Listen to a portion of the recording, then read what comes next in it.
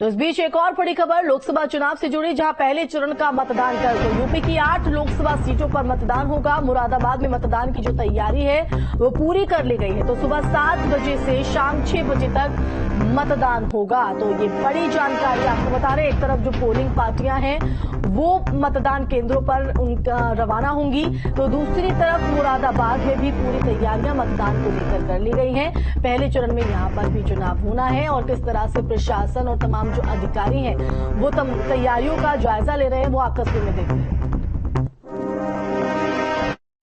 हमारे पूरे 4 विधानसभाओं को 16 जोन व 138 सेक्टर में डिवाइड किया गया है।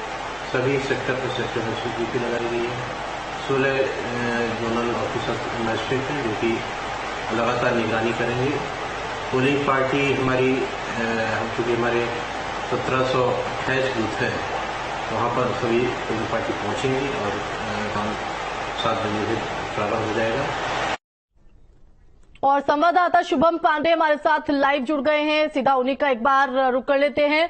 शुभम, प्रचार प्रसार पर ब्रेक प्रथम चरण के लिए और कल वोटिंग, तो यानी काउंटडाउन वोटिंग को लेकर शुरू।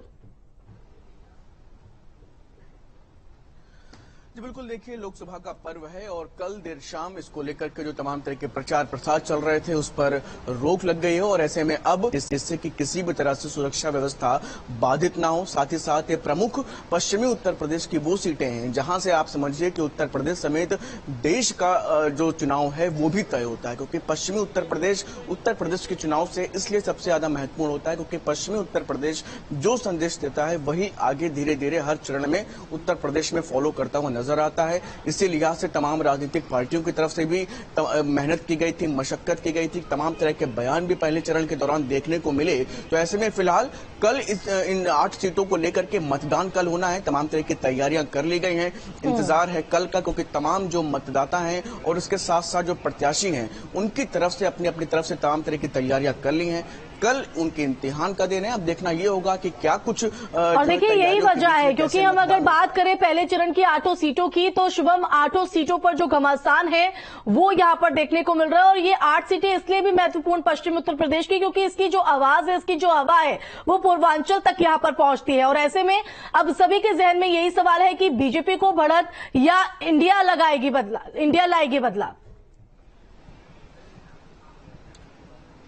जी बिल्कुल, 2022 के भी विधानसभा चुनाव में ठीक ऐसी ही तस्वीर नजर आई थी कि जब प्रथम चरण में चुनाव पश्चिमी उत्तर प्रदेश से शुरू हुआ उसके बाद से एक माहौल बनता है किसी भी राजनीतिक दल के लिए, और वो जो भी माहौल वहां से निकल करके आता है, जिस राजनीतिक पार्टी के लिए बेहतर माहौल निकल करके आता है, वही धीरे धीरे हर चरण में होते हुए पूर्वांचल तक पहुंचता है। तो इसी लिहाज से सभी राजनीतिक पार्टियों ने पूरी जोश और होश के साथ पूरी तरीके से तैयारियां की थी।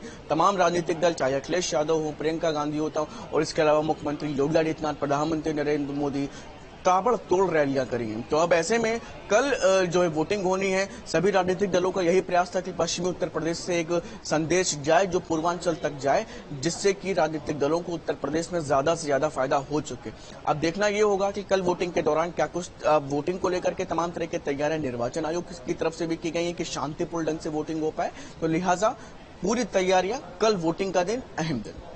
और बिल्कुल ये इसलिए भी काफी अहम हो जाता है क्योंकि अगर हम बात करें प्रधानमंत्री नरेंद्र मोदी से लेकर तमाम जो राजनीतिक दल हैं उनकी तरफ से पूरी जोर आजमाइश यहां पर की गई है इन सीटों को साधने की। और इनमें कुछ ऐसी सीटें बेहद महत्वपूर्ण रही है जिसमें हमने देखा, चाहे वो समाजवादी पार्टी हो या बीजेपी हो, पूरी तरीके से मंथन और पूरा मतने का काम यहां पर किया गया है। बिल्कुल, देखिए कि पश्चिमी उत्तर प्रदेश में आरएलडी का रोल काफी ज्यादा अहम रहने वाला है और 2022 के विधानसभा चुनाव में कहीं ना कहीं जब सपा और आरएलडी चुनाव में साथ में आई थी तो भारतीय जनता पार्टी के लिए मुश्किलें खड़ी करी थी। लेकिन उन तमाम चीजों के बाद भी भारतीय जनता पार्टी ने 2022 के भी विधानसभा चुनाव में पश्चिमी उत्तर प्रदेश में बेहतर प्रदर्शन किया था।